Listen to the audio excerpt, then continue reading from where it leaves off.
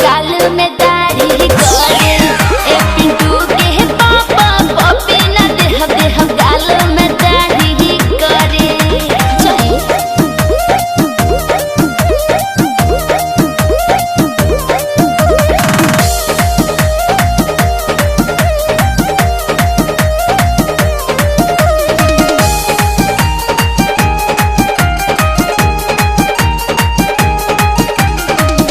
महेश परदेसी पिया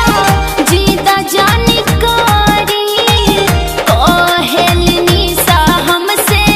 पठाई न लाड़ी इस पठाई न लाड़ी पठाई न लाड़ी महेश परदेसी पिया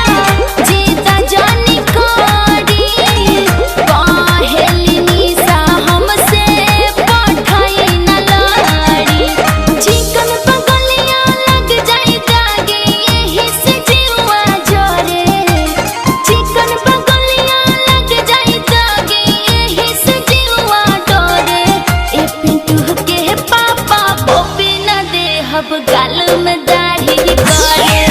ए पिंटू के पापा पपी न देहब गाल में दाढ़ी करे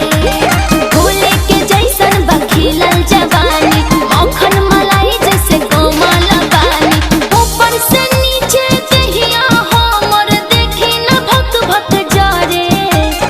ऊपर से नीचे दहिया हमर देखी न भक भक जरे पिंटू के पापा पपी न देहब गाल में